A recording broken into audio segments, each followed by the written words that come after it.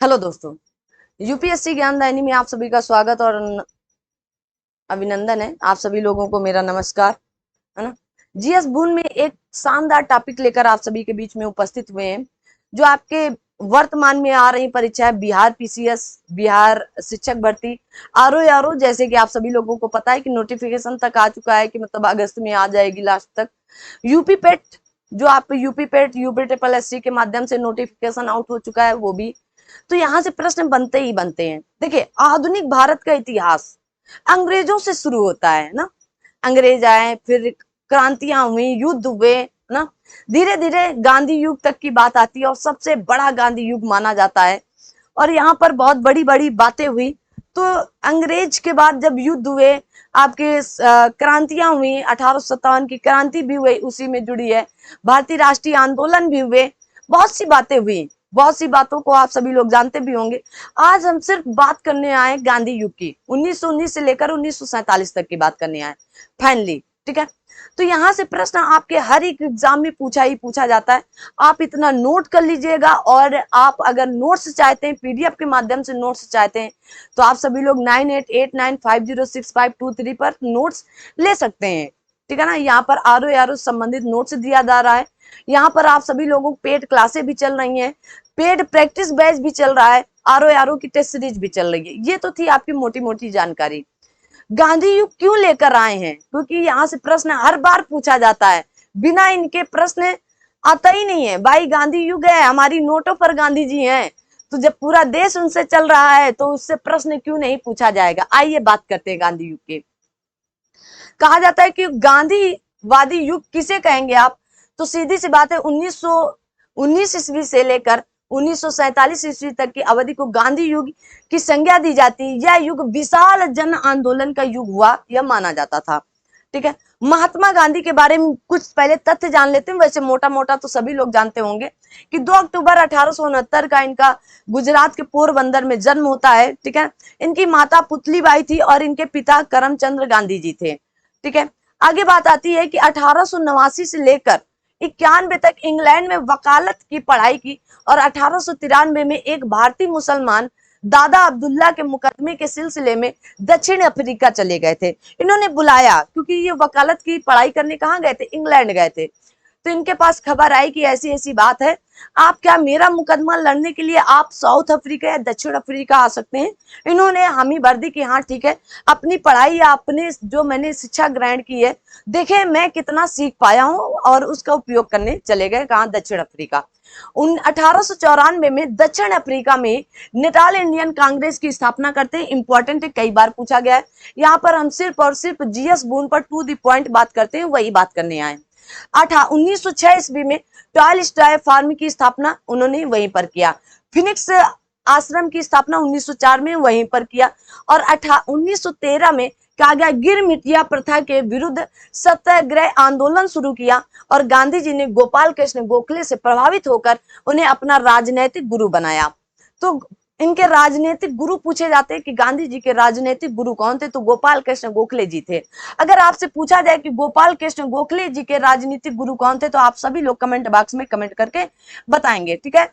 चलेगा, ये आपके लिए प्रश्न है, होमवर्क है, और होमवर्क आपको करना चाहिए हर हाल में, ठीक है। गांधी जी को सर्वप्रथम सत्याग्रह की प्रेरणा कहा गया हेनरी डेविस थारो के निबंध सिविल, कहा गया सिविल डिसअबेडियंस से मिली है। कहां से मिली है, तो हेनरी डेविड थारो के एक निबंध था, उस निबंध का नाम था इससे मिली है। तो इसको आप याद करके रखे, वैसे पूछा नहीं गया है, यूपीएससी ने एक आध बार पूछा है, बाकी आपसे पूछा नहीं जाएगा।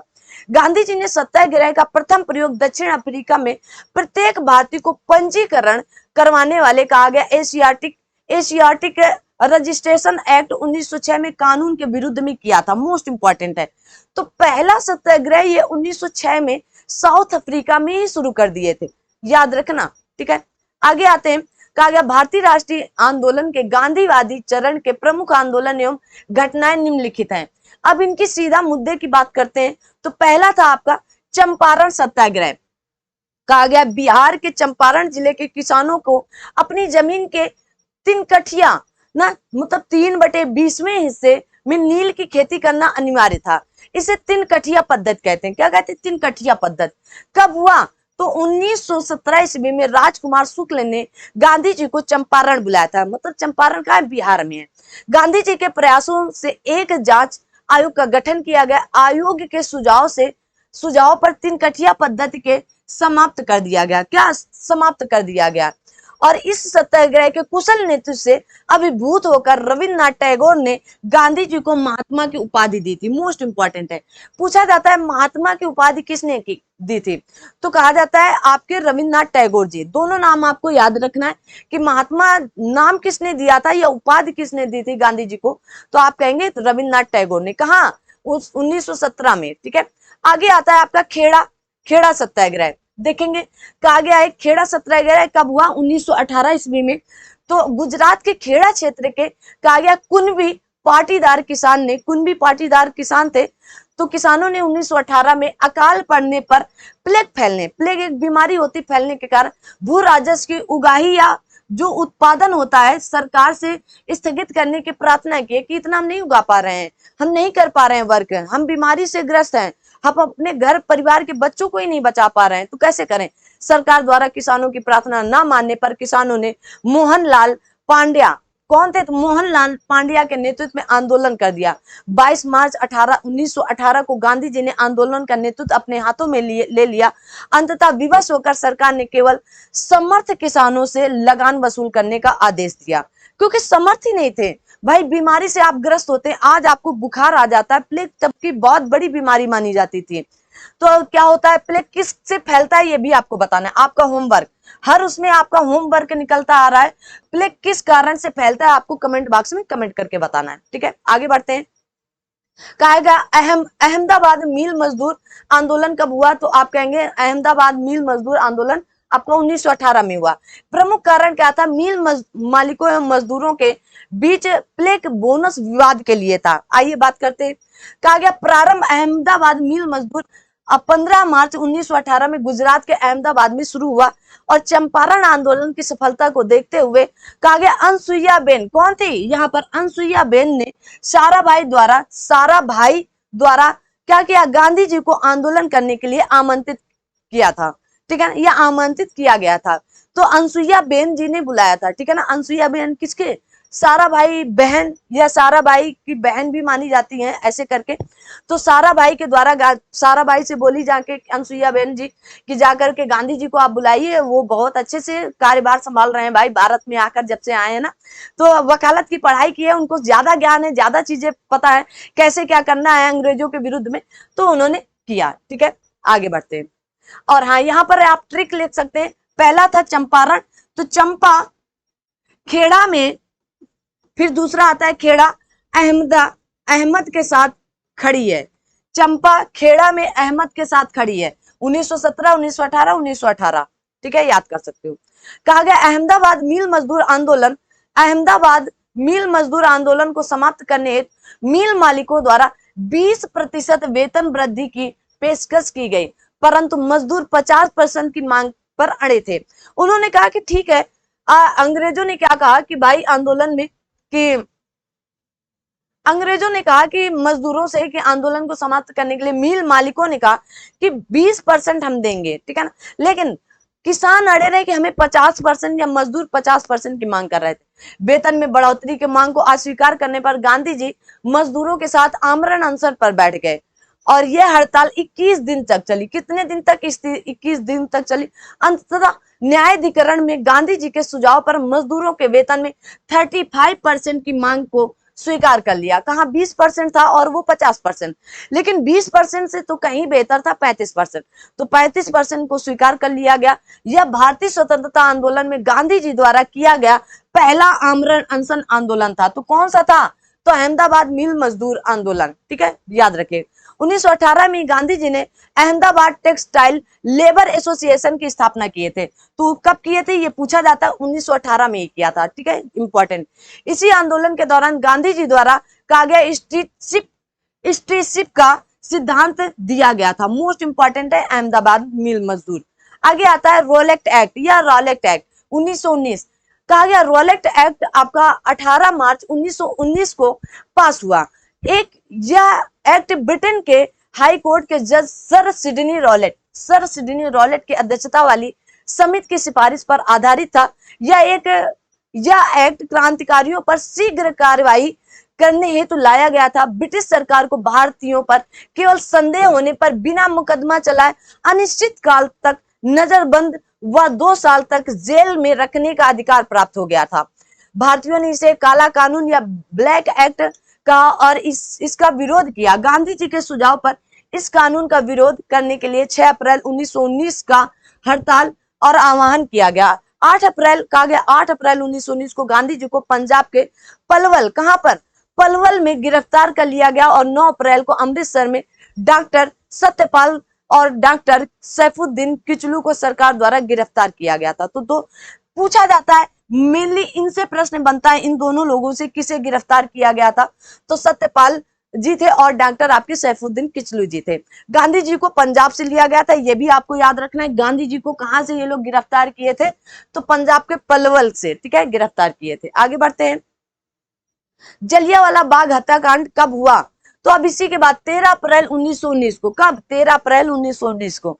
तो 13 अप्रैल 1919 को बैसाखी के दिन क्या था? बैसाखी के दिन अमृत के जलियांवाले बाग में एक सार्वजनिक सभा का आयोजन किया गया था। ये लोग 10 अप्रैल 1919 को सत्याग्रहियों पर गोली चलाने तथा अपने नेताओं डॉक्टर सत्यपाल और किचलू को पंजाब से बाहर भेजे जाने का विरोध कर रहे थे, ठीक है। जनरल डायर कौन था? जनरल डायर, मोस्ट इंपॉर्टेंट है, पूछा जाता है ये प्रश्न।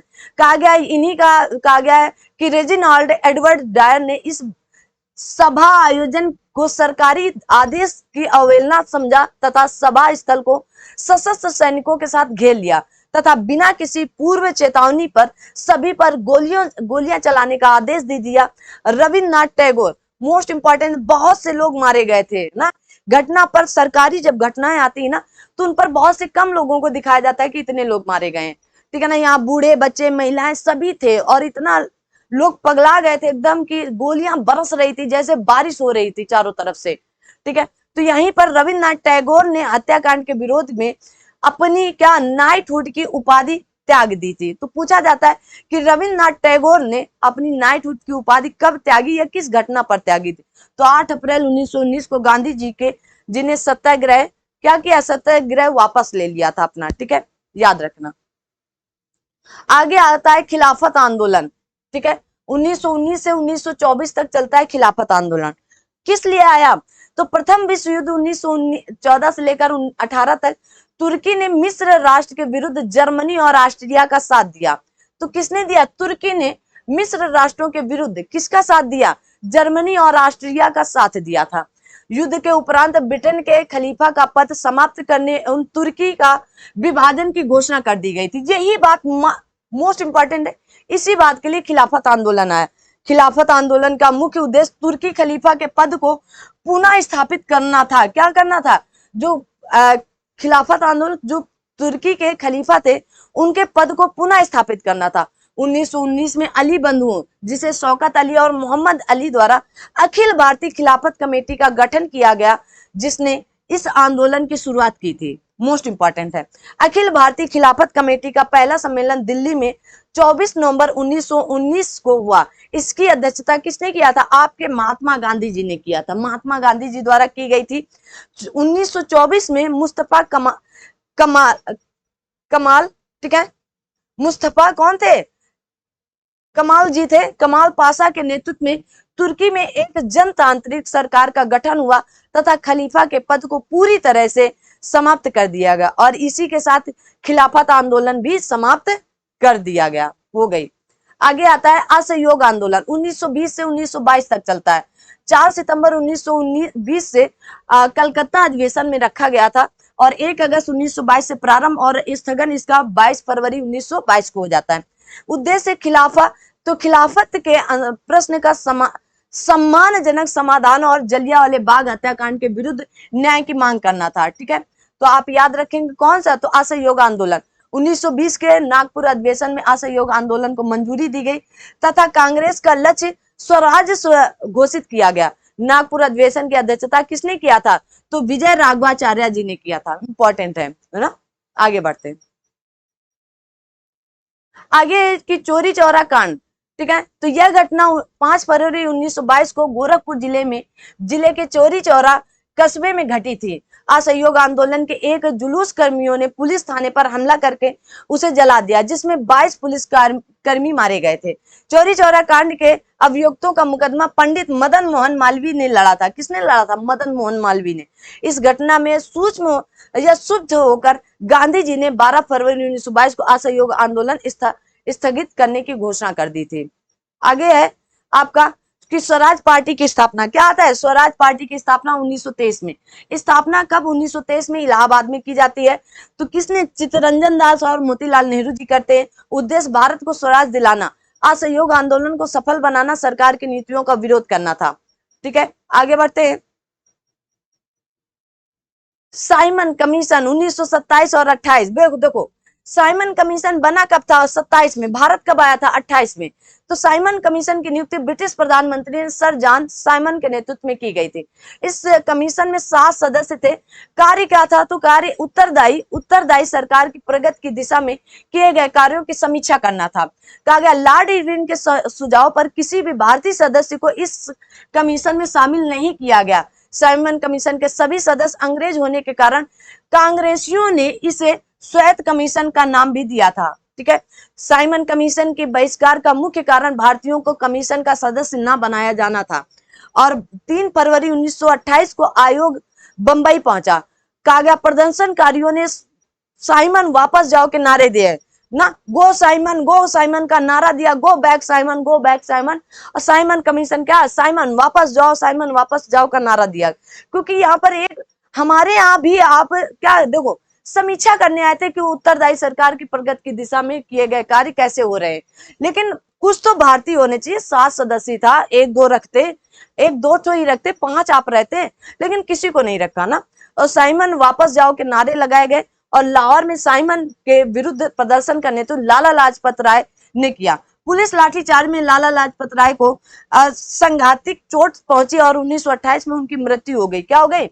1928 में उनकी मृत्यु हो गई।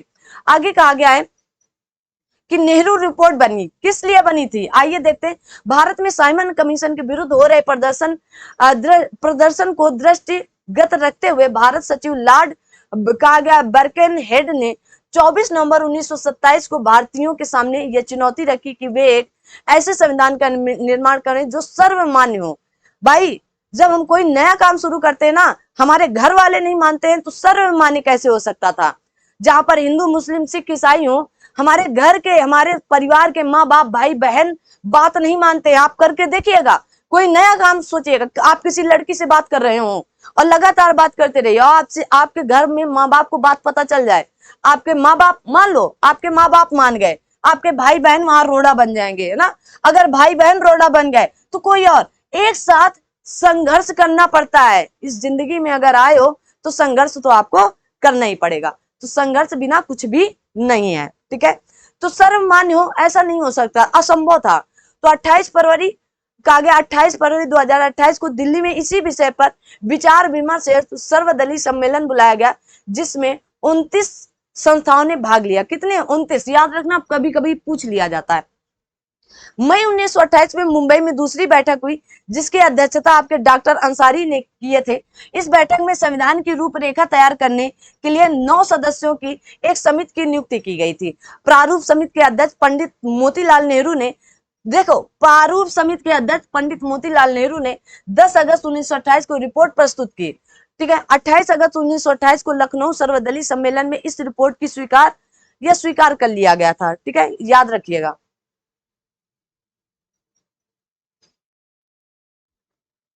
आगे आता है आपका पूर्ण स्वराज। तो 1929 में, तो दिसंबर 1929 के कांग्रेस लाहौर अधिवेशन में पूर्ण स्वराज का लक्ष्य निर्धारित किया गया। इस सम्मेलन की अध्यक्षता आपके जवाहरलाल नेहरू जी कर रहे थे। इंपॉर्टेंट, 31 दिसंबर 1929 की मध्य रात्रि को रावी नदी के तट पर नेहरू ने तिरंगा झंडा फहराया तथा स्वतंत्रता की घोषणा का प्रस्ताव रखा या पढ़ा। और 26 जनवरी 1930 को संपूर्ण देश में स्वतंत्रता दिवस मनाने की घोषणा की गई थी। इंपॉर्टेंट है। सविनय अवज्ञा आंदोलन 1930 से 34 तक चला। कहा गया इस आंदोलन का आरंभ दांडी मार्च से हुआ था। कहां से? दांडी मार्च से माना जाता है। तो दांडी मार्च 12 मार्च से 6 अप्रैल 1930 तक चलता है। कुल सहयोगी आपके 78 थे। गांधी जी ने 24 दिनों में 385 किलोमीटर की यात्रा करके गुजरात के नवसारी जिले के दांडी नामक गांव में 6 अप्रैल को नमक कानून का उल्लंघन किया, नमक लेकर नमक कर को तोड़ा था। ठीक है, आइए आगे आपकी बात है। कहा गया गांधी इरविन समझौता, क्या आएगा? तो आपका गांधी इरविन समझौता। तो इनको दो पार्ट में करेंगे, गांधी इरविन समझौता अगले पार्ट में, क्योंकि क्लास लंबी हो जाएगी और फिर क्लास अगर लंबी हो गई तो फिर आप ही लोग नहीं पसंद करते हैं ना, तो इसको अगले पार्ट में कर देंगे गांधी इरविन समझौता ना। और आपको यहीं से क्वेश्चन मिलने वाले टू द पॉइंट। तो आज की क्लास यहीं तक रखते हैं, मिलते हैं अगली क्लास में। तब तक आप सभी लोग अपना ध्यान रखें, अपने साथ सभी अपनों का। Thank you so much. जय हिंद, जय भारत।